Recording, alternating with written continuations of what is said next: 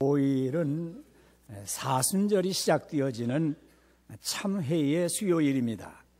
주님의 순환을 묵상하면서 죄를 머리에 뒤집어 쓰고 참회의 기도를 드리는 날이라고 해서 죄의 수요일이라고 부르고 있습니다. 3월 5일서부터 40일 동안 사순절을 지킵니다. 그러나 그 사이에 들어있는 주일은 작은 부활절로 지키기 때문에 주일은 사순절에 포함되지 않고 6번의 주일을 더해서 46일 동안 사순절 기간으로 지키게 됩니다. 사순절이라고 하는 절기는 성경에 나오는 절기는 아니지만 교회가 제정했고 주부 사시기경부터 정착되어 내려온 중요한 절기입니다. 이 기간 동안 우리 자신을 잘 돌아보고 또 성찰하고 내가 어디까지 와 있는지, 나의 영적인 상태가 어느 순간에 이르렀는지를 잘 살펴보시면서 기도하고 말씀 묵상하시고, 그리고 주님을 더욱더 사랑하시고 주님 앞에 더 가까이 나아가고 주님을 닮아가려고 그렇게 최선의 노력을 감당하시기를 바랍니다. 우리 주님은 12제자를 데리시고서 빌립보 가이사랴 지방으로 가셨습니다. 빌립보 가이사랴 지방은 갈릴리 호수 북방의 약 40km 지점으로 헬몬산 기슭에 있는 아주 아름답고 조용한 마을이었습니다. 예수님은 이제 자신의 공생애를 결산하시면서 본격적으로 십자가의 순환으로 나아가시면서 제자들을 훈련시키실 생각으로 자신의 사역에 대해서 많은 질문을 하시게 되어집니다. 사람들이 인자에 대해서, 예수님 자신에 대해서 어떻게 생각하느냐, 예수님을 누구라고 생각하느냐 하는 질문이었습니다. 사람들이 인자를 누구라 하느냐 하고 물어보셨습니다. 인자라는 말씀은 사람의 아들이라 하는 뜻이지만은 성육신 하신 메시아, 성육신, 육신을 입고 오신 메시아를 가르치는 자칭호, 당신의 스스로 부르는 이름이었습니다. 예수님은 자신의 생애를 마무리하는 그런 시점에서 아주 중요한 존재론적인 질문이었습니다. 그때 대답을 하기를, 더러는 세례 요한, 더러는 엘리야, 어떤 이는 예레미야나 선지자 중에 하나라 합니다 하고 알려드렸습니다. 아직까지도 많은 사람들은 예수님을 선지자의 한 분으로만 생각하는 정도입니다. 예수님이 메시아이심을, 인류의 구세주가 되시는 하나님의 아들이심을 온전히 고백하지를 못하고 있었습니다. 이제 다시 우리 주님은 12제자를 향해서 물어보셨습니다. 너희는 나를 누구라고 하느냐 하고 물어보셨습니다. 어느 한 제자에게 물어보신 것만이 아니고 12제자 모두에게 물어보셨습니다. 그리고 사랑하는 오늘 우리 모든 성도들 한 사람 한 사람에게 너희는 나를 누구라고 하느냐 하고 질문하고 계십니다. 이때 시몬 베드로가 대답을 합니다. 주는 그리스도시요 살아계신 하나님의 아들이시니이다. 이 고백은 기독교 역사상에 길이 남을 천금 같은 고백입니다. 예수님에 대한 고백으로 가장 완벽한 고백이고 기독교 신조의 핵심을 이루고 있습니다. 이 고백에는 예수님의 그 위대하심과 인성과 신성이 드러나고 예수님이 이 땅에 오신 목적도 드러나고 예수님의 본질적인 신분, 하나님의 구속사의 큰 섭리를 이 짧은 한마디에 다 담아내고 있습니다. 우리 주님께서는 베드로의 고백을 들으시고서는 요나의 아들 시몬아, 바요나 하는 말은 요나의 아들이란 말이에요. 바란 말은 아들이란 말이에요. 바요나 시몬아, 내가 복이 있도다. 이를 내게 알게 하니는 혈육이 아니요 하늘에 계신 내 아버지시니라 하고 칭찬을 하셨습니다. 자, 이런 고백이 있은 후에 예수님께서는 이때로부터 당신이 예루살렘에 올라가셔서 장로들과 대제사장들과 서기관들에게 많은 고난을 받고 죽임을 당하고 제3일에 살아나야 할 것을 비로소 제자들에게 나타내시고 가르치시기 시작을 합니다. 이때 다시 시몬 베드로가 나서면서 예수님을 붙들고 항변하면서 주여 그리하지 마소서, 이 일이 결코 주께 미치지 아니하리이다 라고 예수님에게 훈수를 두는 듯이 예수님 무언가 잘못 알고 있다고 제대로 가르쳐 주는 것처럼 만류를 했습니다. 조금 전에 신앙 고백을 할 때는 세상에 없는 말로 칭찬해 주셨던 예수님께서는 크게 분노하시면서 사탄아 내 뒤로 물러가라. 너는 나를 넘어지게 하는 자로다. 내가 하나님의 일은 생각하지 아니하고 도리어 사람의 일을 생각하는도다 하고 큰 책망을 내리셨습니다. 우리 주님은 이 빌립보 가이사라에 와서 한 주간을 보내셨습니다. 주님은 어느 날 베드로와 야고보와 요한을 데리시고 따로 높은 산에 올라가셨습니다. 누가복음에는 8일쯤 되어졌다고 그러는데 대략 한 주간 정도가 지나가고 있었습니다. 예수님은 12제자 중에서 세 제자 베드로와 야고보와 요한을 데리시고 따로 높은 산에 올라가셨습니다. 이들 세 제자가 탁월한 능력이나 영역을 가진 때문이 아니라 우리 주님의 절대적인 선택의 의지였습니다. 이 세 제자들에게 영광스러운 변화를 목격하게 하시고 그 영광을 세상에 전파할 사명도 주시고 있습니다. 이 세 제자에게 하나님이 영광에 참여하는 특권을 주십니다. 먼저 받았다고 그러면은 다음에 믿는 사람들에게 책임지고 갚아야 됩니다. 이 세 제자는 그래도 이와 같은 영광에 참여하는 특권을 받았다고 그러면은 나가서 말씀을 증거할 수 있고 말씀대로 살아가고 그리고 교회를 이끌어갈 수 있는 그런 책임도 감당해 줄 것이다 라고 우리 주님이 그렇게 믿고 세 제자만을 특별히 데리고 가십니다. 여러분들에게 어떤 권리가 주어졌습니까? 먼저 믿을 수 있는 특권이 주어졌습니까? 하나님 앞에서 귀중하게 쓰임받는 그런 일이 여러분들에게 주어졌습니까? 그렇다고 그러면은 책임도 잘 감당을 해야 됩니다. 책임은 전혀 감당하지 아니하고 권리만을 주장한다면은 그건 잘못된 일입니다. 예수님의 입장에서 보면은 아직은 침묵의 때였기 때문에 많은 제자를 데리시고서 그렇게 올라가셔서 변형되지 아니하시고 아주 진실한 두세 사람의 증인이라도 그런 참된 증언으로 충분하다라고 생각을 하셨습니다. 예수님께서 중요한 일이 있을 때마다 세 제자를 데리시고서 이적을 행하시기도 하고 기도하시기도 했습니다. 이 세 사람은 교회를 이끌어가는 기둥고 같은 일꾼이 되어집니다.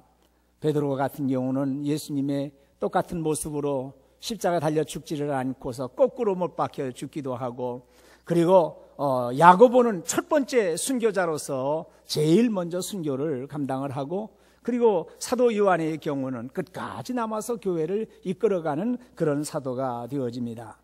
주님을 가장 가까이에서 모셨던 사람이 순교도 각오를 하고, 그리고 십자가에 거꾸로도 매달려 죽기도 하고, 그리고 끝까지 남아서 교회를 이끌어가는 그런 일꾼들이 되고 있습니다. 이때 주님이 산에 올라가신 이유가 무엇입니까? 누가복음 9장 28절로 29절에 보면은 이 말씀을 하신 후 8일쯤 되어 예수께서 베드로와 요한과 야고보를 데리고 기도하시러 산에 올라가사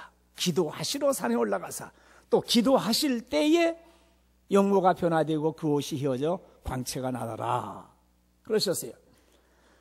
우리 주님은 십자가로 나아가시는 중대한 고비에서 기도하시려고 산에 올라가셨습니다. 예수님도 때로는 기도의 동역자들이 필요로 합니다. 우리 주님은 공생애 중에서 아주 중요한 사건이나 중대한 고비를 맞게 되면은 기도하셨습니다. 마가복음 1장 35절에 새벽 아직도 밝기 전에 예수께서 일어나 나가 한적한 곳으로 가서 거기서 기도하시더니, 여러분들에게 있어서 한적한 곳은 어디입니까? 한적한 곳을 찾아야 돼요.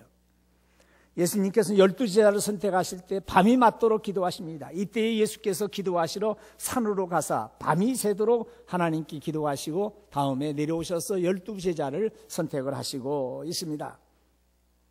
우리 교회도 한 3개월 동안 열심히 기도하기를 원합니다. 담임 목사님 청빙을 위해 놓고서 지금까지 기도한 것은 그저 서론적으로 기도했다고 하면 이제 본론적으로 기도를 하려고 그래요. 3월, 4월, 5월 3개월 동안만 열심히 기도합시다. 그러면 3개월 후에는 목사님이 어느 정도 결정이 되지 않겠나 그렇게 보여져요. 3개월 동안 열심히 기도하시는데 목사님의 영역만큼 교회가 영역이 있게 되어집니다. 목사님의 인격만큼 교회가 인격이 있게 되어지고 성숙하게 되어집니다. 목사님의 꿈과 비전만큼 교회가 그만큼 성장하게 되어지고, 목사님이 이끌고 가는 만큼 내가 딸려가면서 같이 신앙생활하게 되어 있어요. 그렇기 때문에 담임 목사님 모시는 일이 얼마나 중요한 일인지 모릅니다. 그래서 하시면서 기도하려고 그래요. 저녁에 주무시기 전에 천사 기도를 드리려고 그래요. 10시에 4분 이상 기도하자고 그래서 그 기도를 천사 기도라고 해서 저녁에 주무실 때 꼭 기도하고 주무셔야 돼요. 그리고 성경을 읽어 나가실 때마다 기도하라고 성경 책갈피를 만들어 드리고 그 책갈피에다가 기도 제목들도 정해 놓았어요. 그렇게 열심히 기도하셔야 돼요. 예수님은 세 제자와 함께 높은 산으로 올라가셨습니다. 높은 산이라는데 어느 산인지 알 수가 없습니다. 16세기경까지만 해도 전통적인 해석은 갈릴리에는 다볼산이라고 불렀고, 다볼산 정상에는 그 변화산 기도교회도 있습니다. 그러나 근세에 오면서 갈릴리 북방에 있는 레바논 국경에 헬몬산을 가르치고 있습니다. 우리 주님과 제자들이 기도하던 중에 주님은 간절하게 기도하시는데 제자들은 올라와서 그날 거기서 깊은 잠에 빠지고 있습니다. 예수님이 겟세마네 동산에서 기도하실 때도 예수님은 그 흐르는 땀방울이 마치 떨어지는 핏방울과 같이 기도하시는데도 제자들은 자고 있었어요. 제자들이 자고 있습니다. 그런데 그 제자들 앞에서 예수님이 변화되셨어요. 변모하셨단 말이에요. 변형되셨어요. 2절 말씀에 그들 앞에서 변형되사 그 얼굴에 해같이 빛나며 옷이 빛과 같이 휘어졌더라 하셨어요. 그 얼굴에 해같이 빛나고 옷이 빛과 같이 휘어졌습니다. 마가복음에서는요, 그 옷이 광채가 나면 세상에서 빨래하는 자가 그렇게 희귀할 수 없을 만큼 매우 휘어졌더라 그러셨어요. 여러분들이 인간의 언어라고 하는 것은 참 한계점이 있습니다.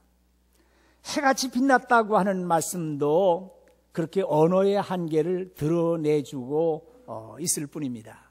해 같다. 우리가 사용하는 말 중에 가장 빛나는 것은 해가 빛나잖아요. 햇빛이 참 빛이 나지 않습니까? 그래서 해같이 빛났다라고 언어를 사용한 것뿐이에요. 그 옷이 빛과 같이 휘어졌다고 하는 말이나 세상에서 빨래하는 자가 그렇게 희귀할 수 없을 만큼 휘어졌다고 하는 말씀도 표현의 한계점이 있기 때문에 그렇습니다. 그 이상이에요. 인간의 언어로 표현할 길이 없을 만큼 그렇게 찬란했습니다. 요한계시록 보면 하늘나라를 그렇게 설명하는데 인간의 언어의 한계를, 인간의 이성의 한계를 느끼게 되어져요. 또 내가 보니 거룩한 성 새 예루살렘이 하나님께로부터 하늘에서 내려오니 그 준비한 것이 신부가 남편을 위해서 단장하는 것 같더라. 신부 화장한 게 제일 아름다웠었나 봐요. 신부 화장한 것이 제일 아름다웠으니까 표현하기를 겨우 표현한다는 것이 신부 화장한 것처럼 아름답다, 그렇게 표현했어요. 그러나 그 이상입니다. 그 이상의 표현이에요.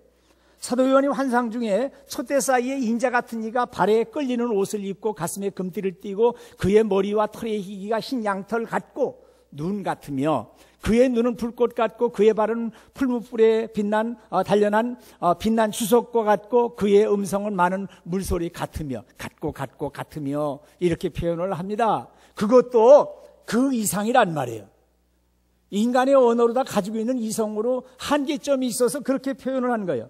이런 말씀을 보면은 하늘나라는 우리의 상상을 뛰어넘습니다. 예측을 불허합니다. 옛날에 스페타클하다고 하는 말을 썼잖아요. 총천연색 시네마스코프 스페타클 뭐 이런 말을 썼어요. 우리 때는 아주 찬란하고 멋있으면 그런 말을 썼어요. 하늘나라는 그 이상이라는 말이에요. 얼마나 아름다운 나라인지요. 여러분들 달마다 새로운 열매가 열리고 새로운 꽃이 핀다고 그랬어요. 얼마나 아름답게 변화하겠어요. 그렇게 아름다운 나라예요. 우리 주님께서 예배해 놓으신 그 나라에 다 들어가시는 여러분들이 되실 줄로 믿습니다. 다 들어가셔야 돼요. 한 사람도 빠짐없이 반드시 그 나라에 들어가야 됩니다. 우리 주님이 변형되신 아름다운 모습처럼 우리들도 찬란한 모습으로 흰옷을 입고 손에 종려가지를 들고 하나님의 보좌를 향해서 마음껏 찬송 부르면서 거니는 그 아름다운 모습을 생각을 해봐야 돼요. 자, 우리 주님이 변형되셨는데 구약의 율법의 대표자이신 모세가 오시고 선지자의 대표이신 엘리야가 와서 주님과 더불어서 말씀을 나누고 있습니다. 세 제자가 깊이 잠에 들고 있었다가 이상한 인기척이 나고 말씀들을 나누는 것을 잘 들어보니까 정신이 차리기 시작을 해가지고 완전히 깨어났습니다. 근데 모세와 엘리야가 영광스러운 가운데 오셔가지고 나누시는 말씀을 보니까 예수님이 예루살렘에 올라가셔서 죽는 문제, 별세하실 것에 대한 말씀을 나누고 있었습니다. 여러분들, 모세와 엘리야는 보통 사람들과 같이 죽으신 분이 아닙니다. 엘리야는 불말과 불병거를 타고 하늘로 승천하셨어요. 참, 어쩌면 하나님께서, 지금도 하나님은 살아계신 하나님이시라고요. 우리가 그렇게 됐으면 하는 바람은 있지만은 안 될 건 뻔하지만은, 그러나 한 사람, 어떤 사람은 불말과 불병거로다가 태워가지고 하늘나라로 데려가시는 사람도 있어요. 우리와 똑같은 성정을 가진 사람인데 말이에요. 모세는 죽은 것은 사실이지만 시신을 찾지를 못했어요. 그래서 유대의 전설을, 랍비들의 전설을 가지면 그가 죽음에 이르렀지만은 하나님께서 육신을 이 땅에 두지 아니하고 하늘로 가지고 가셨다고까지 말씀을 하고 있습니다. 모세는 율법의 입장에서 율법이 부족한 것, 율법이 가지고 있었던 모든 속성, 이것을 생각을 하면서, 또 엘리야는 선지자들이 예언하신 그 모든 예언의 말씀을 생각하면서 율법과 선지자의 대표로 예수님에게 우리가 학수고대하고 있었습니다. 우리 율법으로는 안 되는 것, 율법으로 가능했었던 일들, 율법이 가지고 있었던 역할, 선지자들이 지금까지 누구를 위해서 있었습니까? 예수님이 이 땅에 오시는 것을 위해서 있지 않았습니까? 하고 증언을 합니다. 성경에 보면 아브라함도 주님의 때를 사모하고 있었습니다. 요한복음 8장 56절 말씀 다 같이 읽어봅니다. 너희 조상 아브라함은 나의 때 볼 것을 즐거워하다가 보고 기뻐하였느니라. 예수님께서 말씀하신 거예요. 아브라함이, 우리 조상 아브라함이 나의 때, 예수님이 메시아의 때, 육신을 입고 오신 메시아의 때를 즐거워하고 보고 기뻐하였단 말이에요. 그래서 율법의 대표인 모세는 장차 메시아를 보내신다고 예언을 했습니다. 신명기 18장 18절에 보면 내가 그들의 형제 중에서 너와 같은 선지자 하나를 그들을 위하여 일으키고 내 말을 그 입에 두리니 내가 그에게 명령하는 것을 그가 무리에게 다 말하리라. 나와 같은 선지자 한 사람을 두겠다고 그렇게 말씀을 하셨어요. 모세와 같은 선지자를 말씀합니다. 말라기 4장 5절에 보면 보라 여호와의 크고 두려운 날이 이르기 전에 내가 선지자 엘리야를 너희에게 보내리니, 엘리야와 같은 선지자를 예수님이 오시기 전에 보내신다 그랬는데 예수님께서는 세례 요한이 그와 같은 역할을 하신다고 말씀을 합니다. 모세와 엘리야도 우리 주님 하나님의 아들이 오시는 날을 고대했습니다. 예수님은 온 인류가 고대하면서 기다려온 하나님의 아들이시고 인류의 구세주가 되십니다. 모세와 엘리야가 두 분이 떠나려고 그러십니다. 베드로가 예수님에게 여쭈었습니다. 주여, 우리가 여기 있는 것이 좋사오니, 얼마나 황홀하고 좋았겠어요. 그래서 우리가 여기 있는 것이 좋사오니 만일 주께서 원하시면 내가 여기서 초막셋을 짓되 하나는 주를 위하여, 하나는 모세를 위하여, 하나는 엘리야를 위해서 하겠습니다 하고 말씀을 드렸어요. 자기가 무슨 말을 하고 있는지도 잘 몰랐대요. 제정신으로 하고 있는지도 몰랐어요. 어쨌든 유대 나라에선 좋은 귀한 손님이 오시면은 초막을 따로 치워가지고서 치고서 영접하는 일이 있었습니다. 자기가 수제자로서 무언가 해야 되겠다라고 하는 그런 마음에서 어쨌든 귀하게 잘 모셔봤으면 하는 그런 마음이 있었을 줄로 압니다. 그러나 예수님을 모세와 엘리야와 같은 반열에 두는 우를 범할 수도 있었습니다. 지금까지 베드로는 예수님에 대해서 잘 그렇게 확증해서 모르는 일도 많아요. 저는 그리스도시요 살아계신 하나님의 아들이라고 고백한 다음에도 예수님이 예루살렘에 올라가셔서 십자가에 달려 돌아가 죽으시겠다고 그러니까 그 의미도 이해하지 못하고 예수님을 만류한 그런 일도 있었습니다. 지금도 예수님을 모세와 엘리야와 같은 어떤 한 위대한 사람의 반열에 두려고 하는 일도 있습니다. 갑자기 하늘에서 빛난 구름이 피어오르더니 온 산을 두르고 예수님과 세 제자를 둘러 덮었습니다. 구름 속에서 한 음성이 들렸습니다. 이는 내 사랑하는 아들이요 내 기뻐하는 자니 너희는 그의 말을 들으라 하셨어요. 자, 이 변화산의 사건은 천국의 찬란한 모습을 보여주시면서도 하나님의 구속사의 위대한 순간으로 예수님은 이후로부터 순환을 향해서 나아가시고 있습니다. 이번 사건은 특별히 세 제자들을 위해서 보여주신 사건입니다. 예수님이 누구신지 확실하게 보여주기 위한 사건이에요. 예수님은 그런 놀라운 변화를 보여주셨고, 그리고 예루살렘에서 십자가 달려 돌아가 죽으시는 사건의 의미가 무엇이었고, 율법의 대표인 모세가 와서 부탁하는 말씀이나 선지자들이 고대하고 있었던 그런 사실들이 예수님이 오셔서 십자가 달려 돌아가 죽으신 일이란 말이에요. 변화산 사건의 의의는 예수님은 하나님의 아들이시고 인류의 구원자이고 그리스도이시다. 예수님을 알고 믿음을 가져야 되었습니다. 앞으로 어떠한 고난이 있다고 하더라도 확실한 믿음을 가져야 됩니다. 예수님이 세례 요한에게 나가서 세례를 받으실 때에도 하늘이 열리면서 하나님의 성령이 비둘기와 같이 예수님 위에 임하면서 하늘에서 음성이 있었습니다. 이는 내 사랑하는 아들이요 내 기뻐하는 자라고 말씀을 하셨어요. 이 말씀도 예수님은 하나님의 아들이시고 기뻐하시는 사람이라는 것을 확증해서 보여주셨습니다. 바로 이러한 확증의 말씀은 장차 박해에 직면하게 될 제자들에게 격려해 주시고 있는 말씀이에요. 우리도 하늘을 바라봐야 됩니다. 영광스러운 보좌를 바라봐야 돼요. 우리를 위해서 십자가 달려 돌아가 주신 주님을 생각을 해야 됩니다. 예수님은 구약 성경이 예언하신 하나님의 아들 메시아이십니다. 예수님이 우리를 대신해서 십자가 달려 돌아가 죽으심으로 우리가 구원받게 되어졌습니다. 베드로가 빌립보 가이사랴에서 주는 그리스도시요 살아계신 하나님의 아들이시라고 고백하는 것은 인간편의 고백입니다. 인간적인 고백이에요. 그러나 하나님이 확증해 주시고 하나님이 말씀하신 것이에요.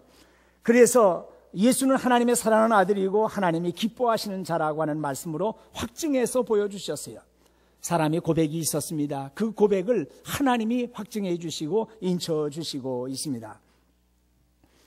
사도 베드로는 이 변화산의 사건을 꼭 기억하고 있었습니다. 그래서 그가 편지를 쓰는 가운데서 지극히 영광 중에서 이러한 소리가 그에게 나기를 이는 내 사랑하는 아들이요 내 기뻐하는 자라 하실 때에 그가 하나님 아버지께 존귀와 영광을 받으셨느니라.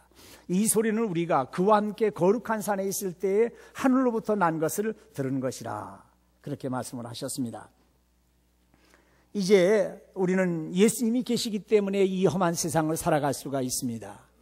예수님은 나에게 어떠한 존재인가? 예수님은 나에게 누가 되시는가? 이걸 늘 생각하면서 예수님을 묵상하고 일어나고 예수님을 생각하면서 잠자리에 들고 예수님을 생각하면서 길을 걸어가고 예수님 때문에 내가 살고 있습니다. 예수님 때문에 나는 죽을 수도 있습니다. 예수님이 나의 전부이고 예수님이 나의 생명이시고 예수님은 나의 길이 되십니다. 하고 그렇게 고백을 드려봅니다. 예수 사랑해요 라고 고백도 많이 드려봅니다. 예수님은 사랑과 연민의 정을 가지고 두려워하는 제자들에게 손을 대셨습니다. 예수님은 우리의 상한 심령을 어루만져 주십니다. 우리의 상처에 손을 대시면서 고쳐주십니다. 우리의 연약한 손을 잡아주십니다. 연약한 심령을 위로하시고 용기도 주십니다. 두려워 말고 일어나라고 말씀을 하십니다. 우리가 살고 있는 이 산 아래에는 간질병에 들려서 또 귀신 들려가지고 말 못하고 있는 아들을 데리고 온 아버지도 있습니다. 그 아들을 고쳐주지 못해가지고 절절매고 많은 비난을 받고 있었던 9명의 제자들이 있었습니다. 산 아래에는 우리의 질병과 고통과 많은 핍박과 어려움도 기다리고 있습니다. 그러나 우리는 산 아래로 내려가야 됩니다. 산 위에 머물러 있을 수만은 없습니다. 그러나 산 위에 올라가서 영력을 얻는 산상의 사람이 아니고서는 산하에서 바르게 살아갈 수가 없습니다. 우리가 주일날을 한번 나와서 이렇게 말씀을 듣는 것이 작은 말씀이 아닙니다. 아주 큰 말씀, 큰 용기, 큰 능력을 받아가지고 한 주간 동안 말씀 중심으로 살아갈 수 있는 힘을 얻고 있어요. 그렇기 때문에 우리가 하나님 앞에 나와서 힘을 얻어야 됩니다. 사도 베드로는 복음을 증거하면서 항상 하나님의 말씀을 증거했습니다. 나를 만난 예수님, 나를 찾아와 주신 예수님, 나의 죄를 구원하시고 용서해 주신 주님, 여러분들을 찾아와 주시었고, 여러분들을 만나 주시었고, 여러분들을 용납해 주시었고, 여러분들을 구원해 주신 주님, 여러분들이 만난 주님을 증언해야 되지 않겠습니까? 저는 산상의 체험으로 많은 힘을 얻어왔습니다. 지금 이 순간도 우리는 산상에 있는 거나 마찬가지예요. 한 해를 마무리할 때마다 항상 기도원을 찾아가서 한 주간 동안 참 하나님 앞에 부르짖어 기도했습니다. 한 해 동안 어떻게 목회를 했습니까? 다음에는 어떤 말씀을 가지고서 목회를 해야 됩니까?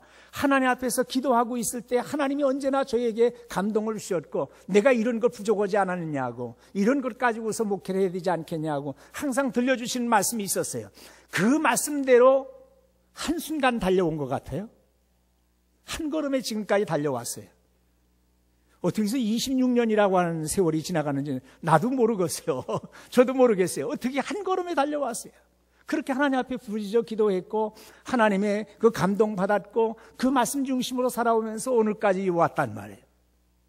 기도하는 사람은 그렇게 됩니다. 하나님의 음성 들어요. 사도행전 4장 19절로 20절에 보면 베드로와 요한이 담대하게 얘기합니다. 베드로와 요한이 대답하여 이르되 하나님 앞에서 너희 말 듣는 것이 하나님 말씀 듣는 것보다 옳은가 판단하라. 우리는 시작. 우리는 보고 들은 것을 말하지 아니할 수 없다. 우리는 보고 들은 게 있단 말이에요. 산 위에서 본 것이 있었단 말이에요. 보고 들은 것을 말하지 아니할 수 없다고 그러셨어요. 요한일서 1장 1절에 사도 요한이 얘기를 합니다. 사도 요한이 말씀을 해요. 우리 다 같이 봅시다. 태초부터 있는 생명의 말씀에 관하여는 우리가 들은 바요, 눈으로 본 바요, 자세히 보고 우리의 손으로 만진 바라. 손으로 만져봤다 이 말이에요. 이런 놀라운 역사를 증언하지 않을 수가 없었습니다. 여러분들도 보고 들은 것을 나가서 말씀을 증언해야 되겠습니다. 예수님은 영광스러운 보좌를 버리시고 우리를 위해서 십자가를 져주신 우리 구주이십니다. 자, 우리도 예수님과 함께 영광스러운 산상의 체험을 해야 됩니다. 그래야 하늘을 바라보고 우리 주님의 영광을 바라보고 주님과 함께 고난에 동참하면서 하나님의 나라를 전파할 수 있는 능력을 받게 되어집니다. 이제는 산 아래 우리의 삶의 현장으로 내려와야 됩니다. 산 위에 머물러만 있으면 안 됩니다. 주님의 사랑과 말씀을 가지고 이 어두운 세상을 밝히고 헝클어진 문제를 풀어내고 능력으로 치유할 수 있어야겠습니다. 이제 주님이 예비해 놓으신 천국을 바라보고 주님이 걸어가신 순환의 길을 묵묵하게 걸어가시면서 십자가의 복음을 우리의 삶으로 살아내시는 모든 성도들이 다 되시기를 주님의 이름으로 축원드립니다. 기도하십시다. 은혜로우신 우리 하나님 아버지, 은혜를 진심으로 감사를 드립니다. 사모하는 심령을 가지고 성산을 찾아와서 말씀을 들었습니다. 우리 주님께서 세 제자를 데리고 따로 높은 산에 올라가셔서 변형되셨던 것처럼 오늘 저희들을 불러서 데리고 이 성산에 올라오셔서 주님을 만나 주시고 주님 변화되시고 주님은 나의 주님, 주님은 나의 하나님, 주님으로 말미암아 구원받은 감격을 되새기게 해주신 것을 진심으로 감사를 드립니다.